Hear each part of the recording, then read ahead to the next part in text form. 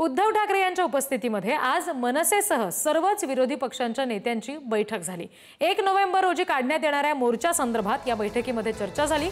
जोपर्यंत मतदार यादीतील घोळ राज्य निवडणूक आयोगाकडून बाजूला केला जात नाही तोपर्यंत निवडणुका घेऊ नका यावर विरोधक ठाम आहेत। आम्ही 1 तारखेला सत्याचा मोर्चा काढत आहोत। सत्य लोकांना कळावं आणि असत्य लोकांना कळावं यासाठी मोर्चा काढत आहोत, अशी माहिती अनिल परब यांनी दिली। दुपारी 1 वाजता फॅशन स्ट्रीट पासून मोर्चाला सुरुवात होईल। मेट्रो सिनेमा मार्गे महापालिका गेटपर्यंत मोर्चा जाईल, अशी ही माहिती शिवसेना नेते अनिल परब यांनी दिली।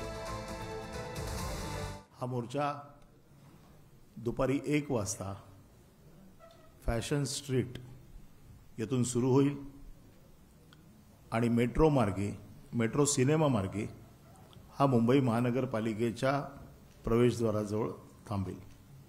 या मोर्चाला महाविकास आघाडीतील सर्व प्रमुख नेते, त्याचबरोबर महाराष्ट्र नवनिर्माण सेनेचे अध्यक्ष राज ठाकरे, हे डाव्या पक्षाचे सगळे प्रमुख नेते हे सगळे उपस्थित असतील आणि ते मोर्चाला मार्गदर्शन करतील। या मोर्चाला लाखोच्या संख्येने लोक येतील अशी अपेक्षा आहे। मनसे प्रमुख राज ठाकरे आहे, उद्धव ठाकरे शिवसेना पक्ष प्रमुख आहेत, काँग्रेस पक्षाचे प्रतिनिधी आहेत, डाव्या पक्षांचे प्रतिनिधी आहेत, राष्ट्रवादी काँग्रेसतर्फे शशिकांत शिंदे आहेत त्यांचे प्रदेशाध्यक्ष। आणि आजच्या बैठकीमध्ये मोर्चाचं नियोजन आणि मोर्चानंतर पुढे काय हा जो एक महत्त्वाचा विषय आहे त्याच्यावर चर्चा होईल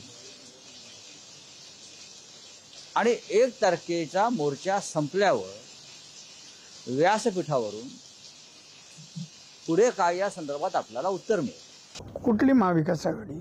उद्धव ठाकरे, काँग्रेस, राष्ट्रवादी, राज ठाकरे ते कोण आहेत? काय काम करतात का सामान्य लोकहिताचं? मुख्यमंत्री उद्धव ठाकरे होते, काय केलं कोकणासाठी? काय दिलं सांगा ना मला। त्याला बोलायचा काय अधिकार नाही, त्या नाव घेऊ पण नका हो। मोर्चा काढणार हो, आम्ही जिवंत आहेत दाखवायला। आम्ही म्हणजे त्यांचा पक्ष जिवंत आहेत दाखवायला काहीतरी करतो आहोत। आता जिल्हा परिषद, महानगरपालिका, नगरपालिका निवडणुका आहेत ना, काहीतरी मिळतं का? आपल्या पत्रावळीवर काय एखादी भाजी पडते का? हाच प्रयत्न करतात। फोड पडली तरी फार झालं। असत्याची सातत्यानं कास धरणारे त्यांना आता सत्तेची आठवण व्हायला लागली।